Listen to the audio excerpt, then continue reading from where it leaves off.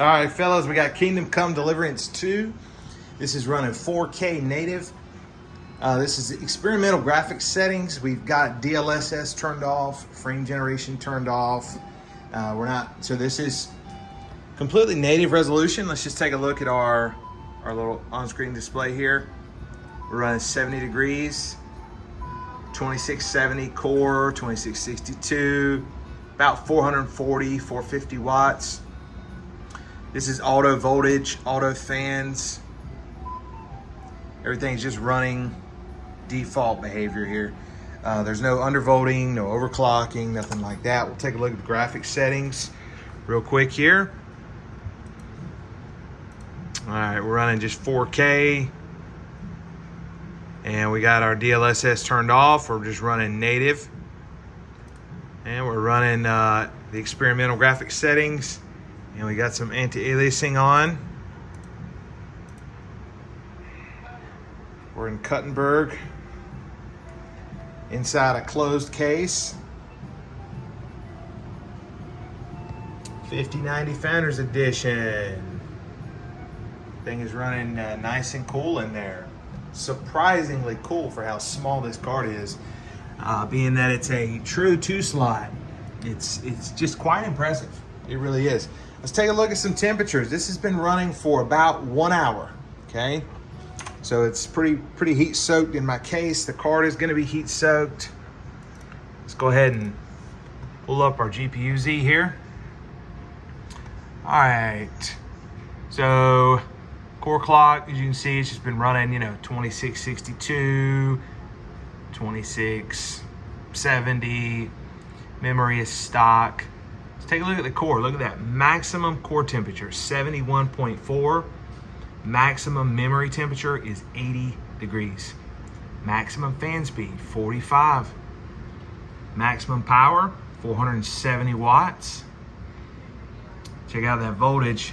That's our minimum on the 12 volt. It never drops below that 12.1. And that's for anything, I can run like Steel Nomad. 12 volt holds up good. On this Lian Li power supply. That's that Edge 1200 gold bottle. Great unit so far. Excellent power supply. But I'm impressed by this. Seeing this kind of power consumption is similar power consumption to like what a 4090 in this game. It's very similar. It seems like these cards are really efficient. And they run very cool. I think the liquid metal job from the factory on these is very good. Temperatures have been very consistent. I haven't noticed any kind of degradation with the temperatures. I felt that way a little bit with driver 576.02. But then I ran, driver cleaner or the DDU and went back to 572.83 and my temperatures just collapsed. I was like, wow. What happened, man? This card is running way cooler on 572. So something to keep in mind. I didn't really have any issues with the driver 576 other than the cold that temp sensor issue. The card would say it was like 30 Celsius sometimes in MSI Afterburner. And then of course, you would like restart your computer and it would be normal again, but that was just kind of the case. We can try and turn our fan speed up a little bit. Go back to our sensors here. We're gonna open up, we'll just do like 50.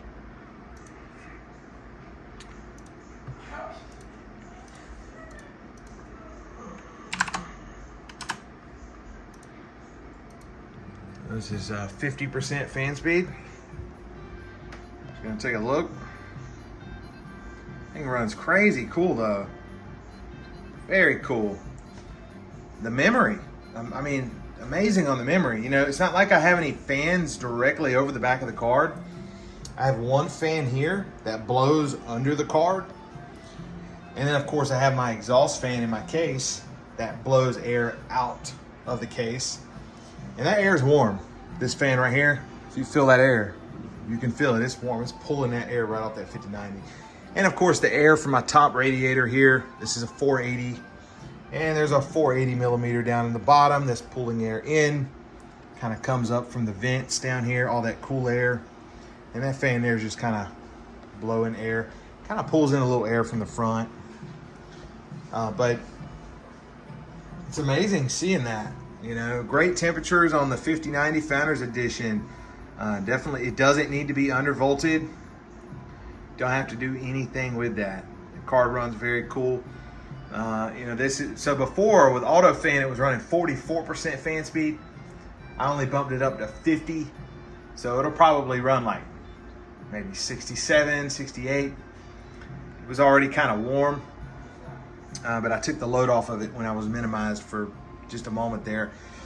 So our temps dropped a little bit, but we'll kind of see where it lands. But memory temperatures, I mean, it's just not quite like the 3090 days where the memory was running 110. I think people were hitting like 110 Celsius, TJ Maxx or something, you know, something wild. And I don't think there's like a memory TJ Maxx on these cards. I think there's just a memory temperature. Is that right? So the TJ Maxx, I believe, is like the hottest point of the memory, right? Like the hottest point inside the RAM chip. Who knows what RAM chip that is, but or at least that's how I believe how it was. But yeah, these 5090s, you know, they love power. They love to consume power, and they can heat your room up. If you're inside of a closed room, how I kind of have my space set up here is it's an open, it's like an open office area. So it doesn't heat up this, you know, room. It stays cool in here. But if it was in a closed room, I can imagine this computer is going to heat that room up fast. So fortunately, that's not the case.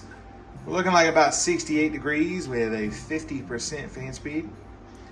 And I'm completely happy with that. If we turn on DLSS quality, our temperatures go down a little more. Power consumption drops a little more. So this is 4K native resolution. You don't have to run DLSS in this game with a 5090. I mean, we're getting 95 frames right now, and we're not overclocked. We're on experimental graphics settings, so you've got just tons of headroom with this specific title with a 5090. It just kind of smashes this game. The 4090 could come close. You know, I would typically get about 60. Well, you know what? I'm going to say about 56 to 70 with the 4090. But it was a pretty good improvement with this card coming from a 4090. I'll say that. You know, the 4090 did a little better with DLSS on quality, whereas with this card runs like the 4090 does with 4K DLSS quality, while this card's running native. Hopefully that makes sense.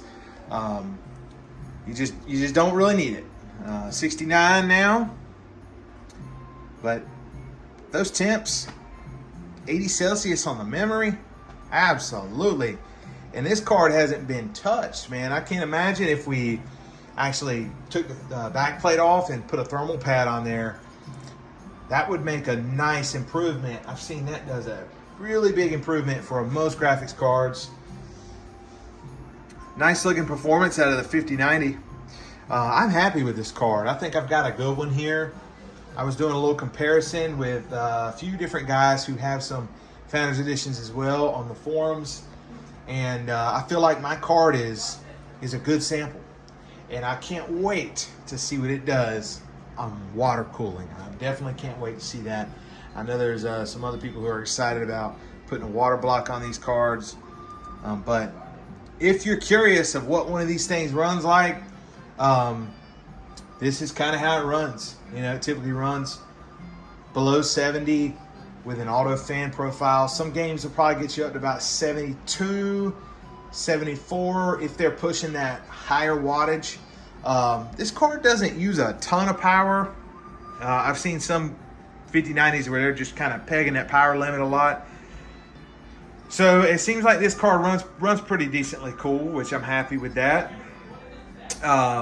But the biggest thing, you know, about a 5090 is it seems like they're all going to use a decent amount of power regardless. So you can definitely undervolt any of them if you need to. But you really want a big case if you're going to run a Founders Edition. I think a larger case is going to be the way to go. This case is really big. It's just, I mean, this thing is huge. You can't even lift it. But definitely a full tower case is going to be my recommendation. I mean, these cards are like very expensive. So if you're planning on running one of these, it's not, you know, too crazy to upgrade your case and fans to something that's going to keep that thing cool. Excuse me, but you know, running in a closed case with temps like this, definitely impressive. Hope this video was helpful. 5090 Founders Edition. See you in the next one.